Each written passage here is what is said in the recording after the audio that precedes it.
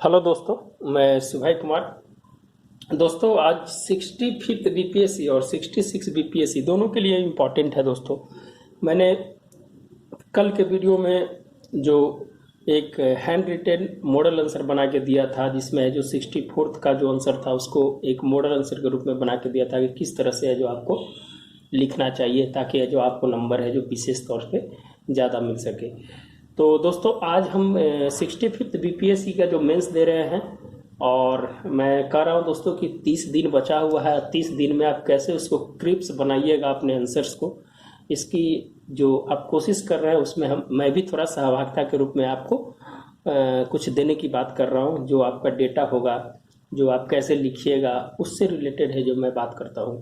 दोस्तों, आज 65th BPSC में फ्लड की बहुत इंपॉर्टेंट है। पिछले 2-3 साल से क्वेश्चन है जो फ्लड से नहीं पूछे गए हैं, और इस बार है जो निश्चित रूप से दोस्तों है जो फ्लड को टच करने वाला है।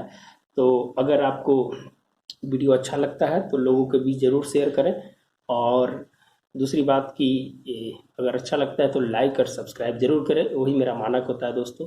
तो दोस्तों, बाढ़ पे, फ्लड पे हम बात करेंगे हर एक एंगल में। इस पे बाढ़ क्या है, बाढ़ के लिए क्या राष्ट्रीय स्तर पर, और बिहार को भी इसमें ऐड किया दोस्तों, तकनीकी क्या है, राष्ट्रीय जल बाढ़ आयोग क्या कहता है, भारत की स्थिति क्या है, बिहार की स्थिति क्या है, एसडीआरएफ एनडीआरएफ का गठन कैसे है, जो राष्ट्रीय आपदा नीति 2005 में हुआ था। फिर है जो सेंडाई फ्रेमवर्क की बात करेंगे, बिहार के डीआरआर फंड की बात करेंगे, बजटीय की बात करेंगे, और बिहार में वर्तमान में जो बाढ़ की जो समस्या है उसकी बात करेंगे। तो हर एक एंगल से एक पूरी क्लिप्स देने की कोशिश की है दोस्तों। आप वीडियो को जरूर अंत तक देखिएगा तो आपको है जो पूरी समझ में आएगी कि आप कहीं से पढ़ने की कोई ज़रूरत नहीं होगी। दोस्तों, बाढ़ क्या है? बाढ़ एक जानते हैं दोस्तों कि आपदा ही होता है। जब आपदा स्थिति आ जाती है, तो जब प्राकृतिक रूप से जब आपदा आती है, तो सूखा हो या बाढ़ हो या भूकंप हो या किसी प्रकार की हो, तो उसमें बाढ़ सबसे ज़्यादा है जो खतरनाक माना जाता है दोस्तों। बाढ़ जो ऐसी स्थिति है जिसमें प्राकृतिक आपदा का एक अलग रूप है जो इसमें देखा जाता है। और आप जानते हैं दोस्तों कि जो बाढ़ की स्थिति है, ये है जो मौसम की कहीं ना कहीं अनिश्चितताएं, नदियों का जल स्तर सामान से ऊपर बहना, और किन किन क्षेत्रों में है जो बाढ़ का है जो इसका प्रभाव पड़ता है, उसके बारे में चर्चा करेंगे। कितने भारत में कितने करोड़ हेक्टेयर है जो प्रभावित होते हैं उसकी बात करेंगे, और किस सूची का विषय है उस पर बात करेंगे।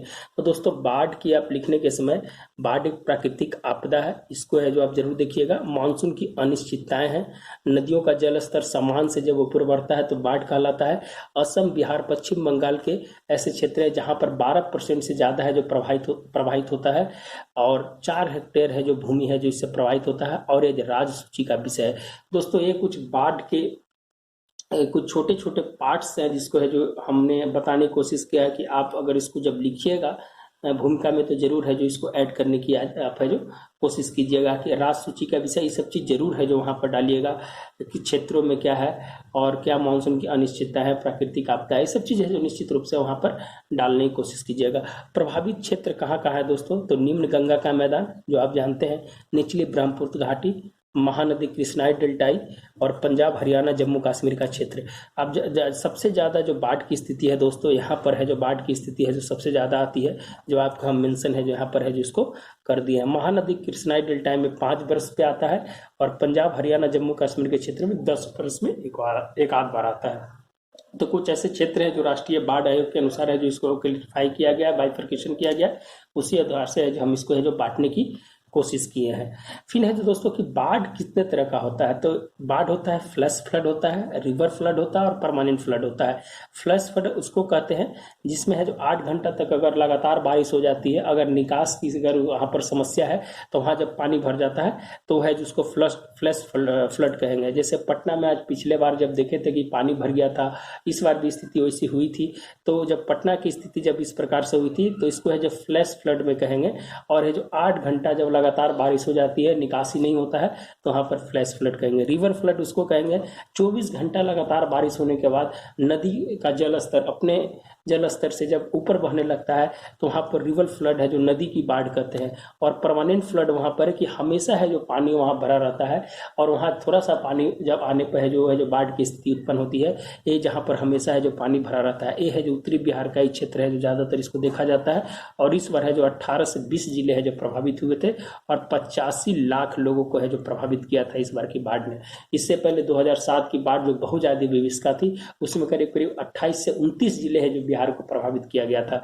तो दोस्तों ये फ्लैश फ्लड है जो पटना में बाढ़ आ जाती है, इसके पीछे कारण भी है दोस्तों कि पटना जो है दोआब क्षेत्र में है। पटना एक कटोरा की तरह है दोस्तों, यहाँ पर ऐसे है, पटना यहाँ पर है, यहाँ पर आके पानी है जो यहाँ पर भर जाता है। और यह जो यहाँ पर जो अब संरचना जो की गई है पटना की, ड्रेनेज सिस्टम सही होने के कारण ये है जो पानी भर जाता है और पटना में बाढ़ आने की समस्या है।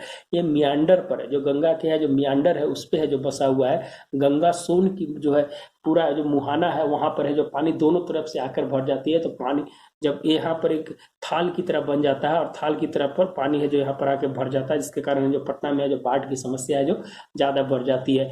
और है जो वहाँ की जो सामाजिक अवसंरचना है जिसको कहा जा सकता है, जो इंफ्रास्ट्रक्चर जो जिस प्रकार से बनाया जा रहा है और सही तरह से उसका है जो ड्रेनेज सिस्टम नहीं बनाया जा रहा है, लोगों की जो आदतें हैं कहीं भी कूड़ा फेंक देना, जिसके कारण वो भी है जो समस्या आ रही है, तो उसको भी है जो बदलना पड़ेगा।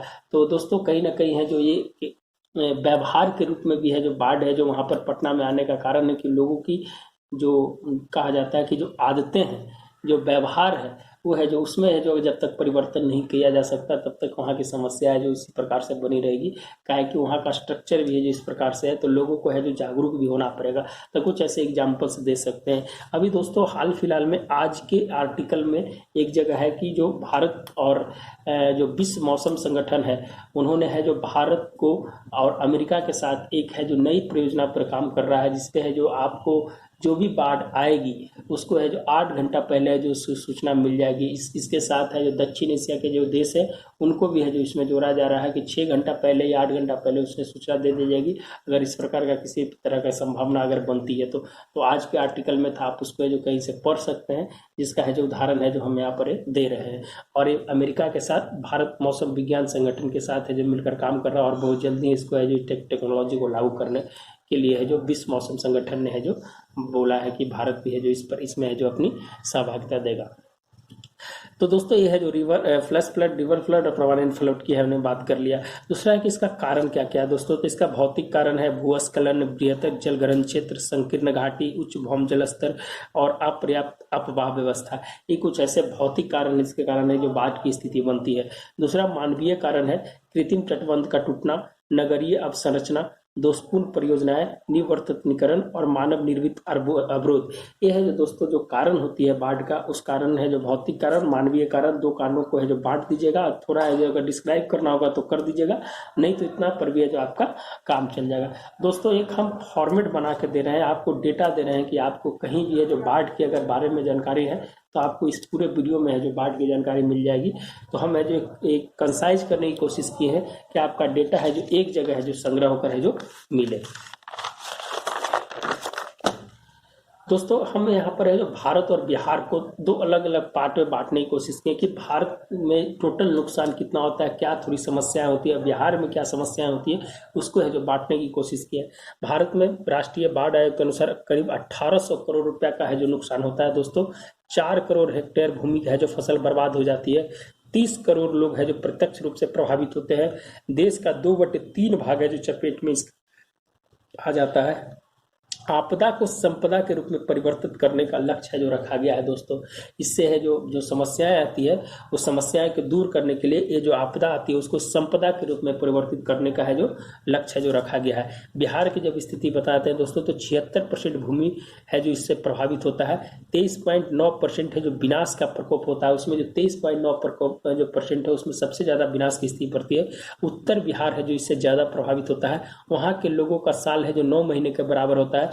दोस्तों वहाँ पर है जो 3 महीने जो बाढ़ के कारण है जो संपर्क है जो राजधानी से संपर्क टूट जाता है, तो वहाँ पर बोला जाता है कि वहाँ का साल है जो 9 महीने के बराबर होता है और प्रति वर्ष 20 जिले से ज़्यादा प्रभावित होते हैं दोस्तों।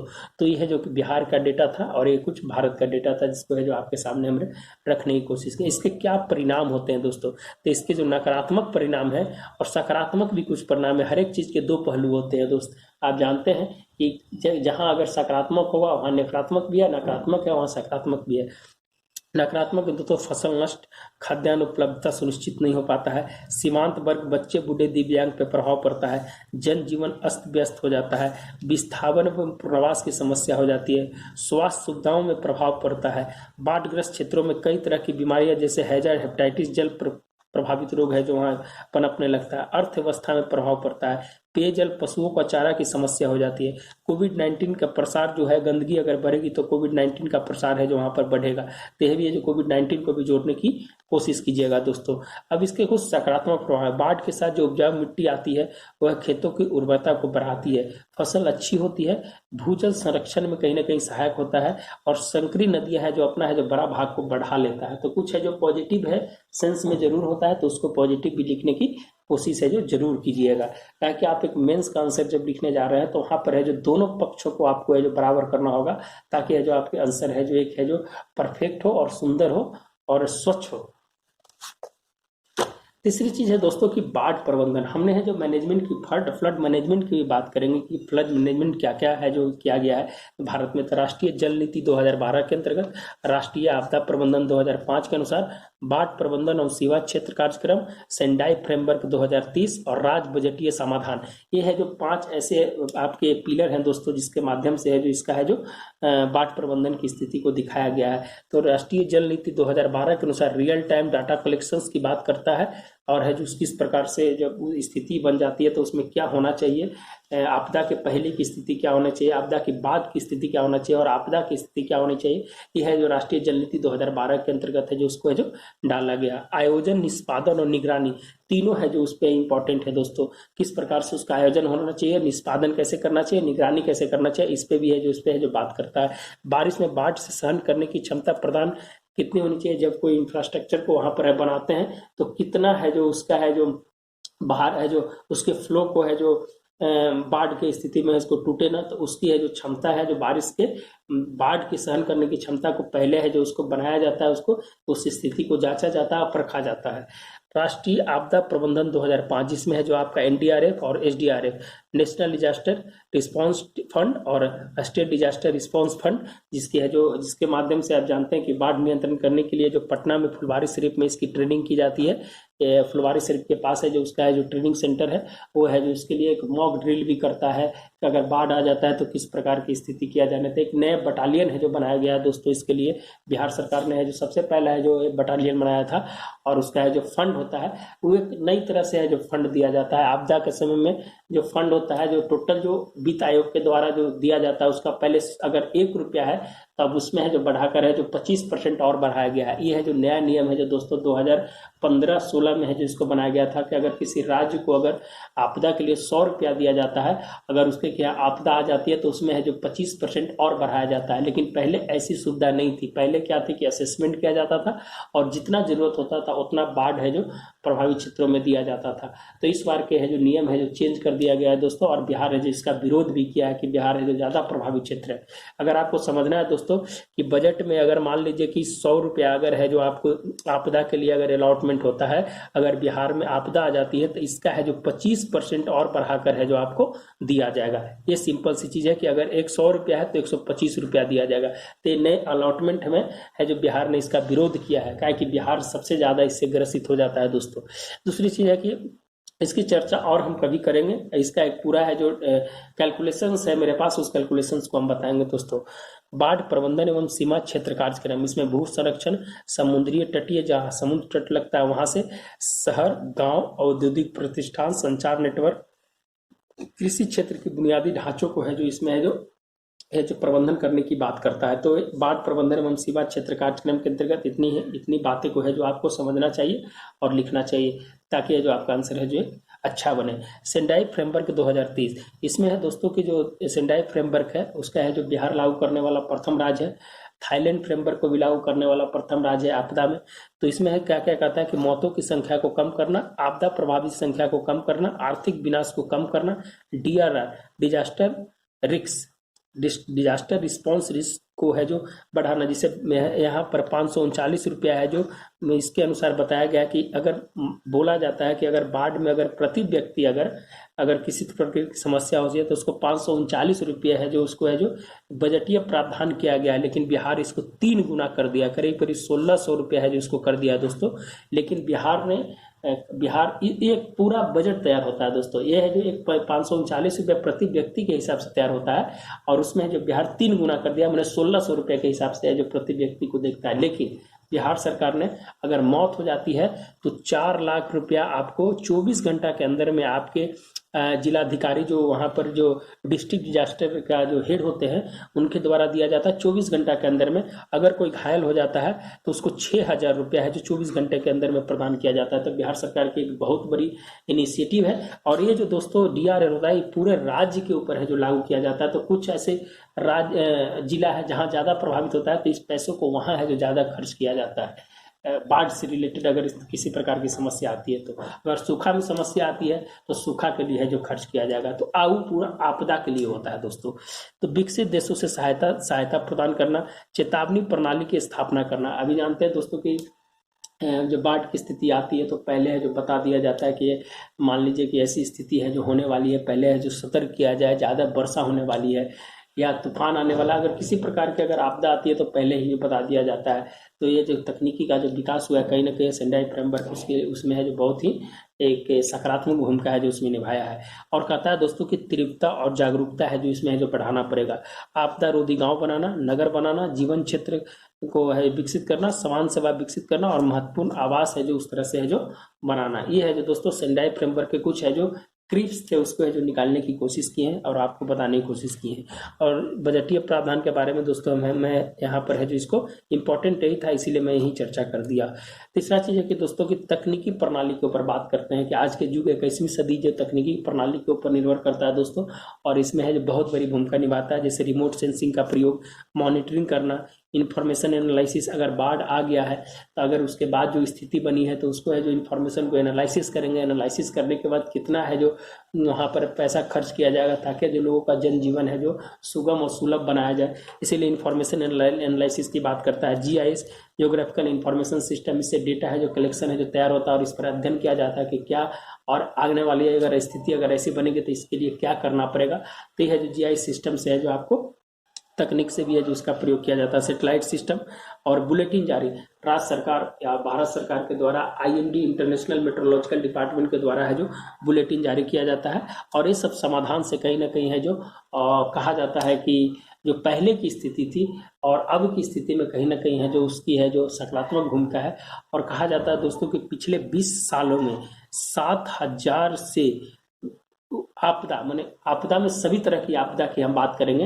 ये पूरा भारत का डेटा है दोस्तों कि पिछले 20 वर्ष में 7000 से ज़्यादा आपदाएं आए हैं और भारत में इसकी संख्या है जो 312 है। भारत में जो आई है संख्या इसमें 312 आपदाएं आए हैं। और जो एशिया की अगर बात किया जाए तो उसमें है जो 1200 कुछ ऐसे हैं जो 1200 कुछ ऐसे डेटा है, पूरा एग्जैक्ट याद नहीं है दोस्तों। जो अगले जो आने वाला दशक है वो है जो कहीं ना कहीं लू बोला जाता है कि लू ऐसी समस्या, धरती इतनी गर्म हो रही है कि लू ऐसी समस्या है जो आने वाला समय में बढ़ेगा और उससे है जो ज़्यादा आपदा की स्थिति, ये सबसे ज़्यादा भयानक आपदा आ सकता है। ये है जो एक है जो स्टडी और शोध में पता किया गया है। तो जो 2000 से 2020 में कुल है जो वर्ल्ड में आपदाएं आई हैं जो 7000 के आसपास आई हैं, उसमें भारत में 312 है और एशिया में है जो 1200 से कुछ है। तो दोस्तों ये भी है जो एक आप लिख सकते हैं कि पिछले 20 वर्ष में आपदाओं की संख्या में वृद्धि हुई है, जिसमें भारत में इतने आपदाएं हैं। तो एक है जो डेटा है जो आपको कहीं ना कहीं कलेक्शंस के रूप में है जो मिलेगा। तो दोस्तों आज वीडियो को हम यही रोकते हैं।